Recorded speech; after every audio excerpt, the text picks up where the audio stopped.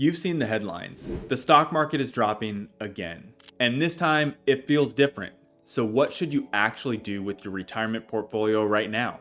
Hi, I'm Nathan, and I work with clients every day navigating moments just like this. So if you find this video useful, please subscribe to my channel. With new tariffs President Trump announced, markets are in a tailspin. But this isn't the time to panic. It's the time to take a harder look at your money, your plan, and your goals. So let's start with what caused the stock market crash. On April 2nd, President Trump made a major announcement and declared it Liberation Day. He introduced sweeping tariffs on imported goods, including a baseline 10% tariff across the board, and significantly higher ones for countries like China, Japan, and the EU. And don't worry, I'm not going to walk you through the formula the White House used to come up with these new reciprocal tariffs. Let's just say it feels like a big equation for somehow getting to, I guess 50% sounds about right for all these different countries. But in reality, these tariffs are being framed as a way to bring manufacturing and trade back into balance. And I get that. Take a look at the trade imbalance that has been getting worse over the past 2 decades. That and those countries are putting tariffs on us while they get a free ride. So this, on a high level, is what is causing Trump to put these tariffs into place starting April 5th.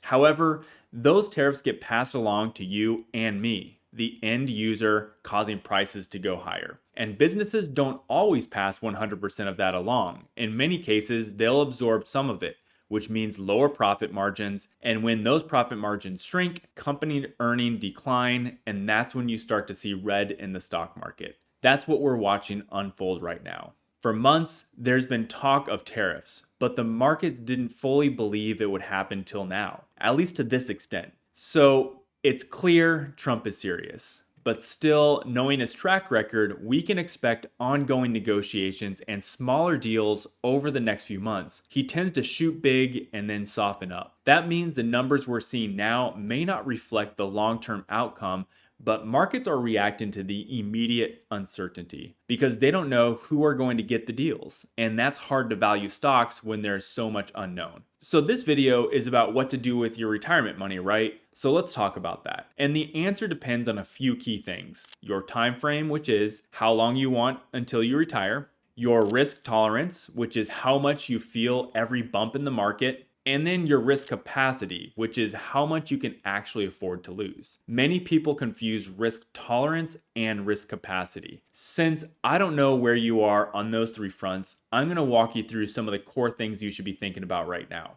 And here are the 5 big principles I'm talking about with clients as they navigate this volatility. But as always, it's best to tailor things to your personal situation. If you want to talk through your plan, you can book a time on my calendar below. So first, you will use any excuse of volatility to sell and go to cash. They say things like, this time it's different. And to be fair, it is different. Every downturn has its own story, and this one is tariffs. The last one was interest rates rising, and before that, it was COVID. Do you even remember COVID? That was only 5 years ago. Take a look at this chart First Trust put out, which shows all the major crises and events over the past few decades. And it really shows you there's always a reason to sell, but markets typically rebound. But even though the cause of the volatility changes, the pattern doesn't. Markets drop, people panic, and over time, markets recover. There is a saying that history doesn't often repeat itself, but it often rhymes. And if you zoom out, the stock market has continued to climb despite wars, political turmoil, economic disruptions, and yes, even pandemics. And to bring it back to tariffs for a moment, here's my high-level take. Trump thrives in chaos. He loves the deal-making process, the negotiations, the headlines. He wants countries to come to the table and walk away with him being able to say, look what I got them to agree to. So it wouldn't surprise me at all if we start to see some of these tariffs get rolled back or soften over time. The markets would certainly like that. But that's exactly what makes this moment so unpredictable. There's just so much uncertainty. We don't know who's going to get what kind of deal or when those deals will happen. And in the meantime, markets hate that kind of uncertainty. That's why we're seeing the volatility. So the takeaway, build a plan that doesn't depend on trying to guess what's coming next. Because one thing that we can count on is that there'll always be another surprise just around the corner. The second is easier said than done. Stop letting the headlines lead your financial decisions. It's important to stay informed, but you have to bring the focus back to your own plan. Ask yourself, how does this affect me now? Are you withdrawing money now? Are you relying on your investments for income? Or is this money meant for 5, 10, 20, or even 30 years from now? Volatility is always unsettling, but what matters is how it fits into your timeline and goals. This is a great time to reassess and make sure your portfolio matches your reality. Also remember, if you are about to retire, you still need this money to grow over the next 20 plus years. Third, take rebalancing seriously, especially if you're getting close to retirement and having benefited from the bull market over the past few years. This isn't about panic selling. It's about making thoughtful, intentional adjustments to your portfolio. Let's put some numbers behind it. The US stock market has been up roughly 30% over the past 3 years, which is, of course, before the big drop we saw since the announcement. By comparison, a traditional 60-40 US-based portfolio is up only 16% over that time. So even if you're reducing stock exposure right now, you're likely still sitting on strong gains and ahead of where you could have been had you been in that portfolio the whole time. Let's see what it looks like on a chart. Remember, this is not a fully diversified portfolio, just the S&P 500 index, and then a 60-40 portfolio of the S&P 500 and the Bloomberg aggregate bond market. If you've been overweight stocks and are starting to feel uneasy, this may be the right time to lock in some of those profits and move towards a more balanced allocation. Not because you're panicking, but because it's the right move based on your goals and risk capacity. Personally, I don't like selling on big down days, and I really don't recommend it. But here's the truth. No one knows where the market will be tomorrow, next week, or next month. What matters is the bigger picture. How much risk can you afford to take? How much risk do you need to take? And what is your current plan, and how does that affect that? This is the moment to revisit your long-term strategy, not to trade out of fear, but to make sure your portfolio still fits your retirement timeline and your risk capacity. Bonds may not be flashy, but they bring stability when the market gets messy. And here's the part I really want you to hear. Don't tell yourself you're making a smart tactical shift if deep down it's driven by fear. If you do make a change, make sure it's a durable one, not something you reverse the moment headlines improve or tariffs news changes. Because if this move is truly about aligning your portfolio with where it should have been, then it should stick. Remember, there will always be future volatility, and trading in and out of the stock market is a surefire way to lose money.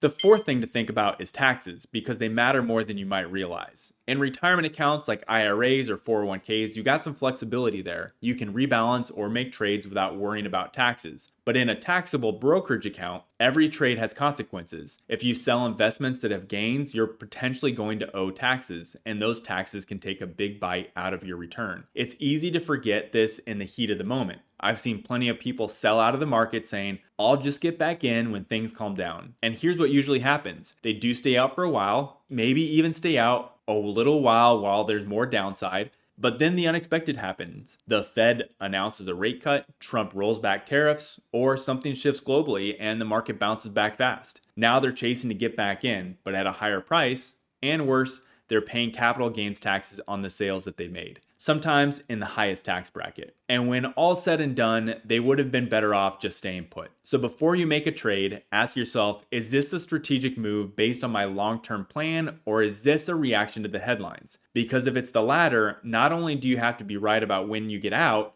you also have to be right about when you get back in. And that is a tough game to play. Fifth and finally, think about where your retirement income is actually coming from. Are you relying on stocks that generate that income, or do you have a portion set aside in bonds or cash? One of the ways I've been helping clients prepare for this kind of market volatility is by building bond ladders, essentially a structured stream of income that covers 2 to 4 years of retirement expenses, separate from the rest of your investment portfolio. The idea here is pretty simple. If the stock market takes a hit, you're not forced to sell stocks at a loss just to cover your living expenses. Instead, you've got a buffer, a runway of predictable, stable income to ride out the storm. And that buffer can be the difference between staying calm and making an emotional decision that derails your long-term plan. And the good news is that bonds are actually paying again. Right now, many high-quality bonds are yielding 4% or more. So not only are you buying stability, you're getting paid for it. So where does that leave us, right? Yes, the stock market is down. Yes, there's uncertainty, but this is not the end. If anything, it's a reminder to revisit your plan,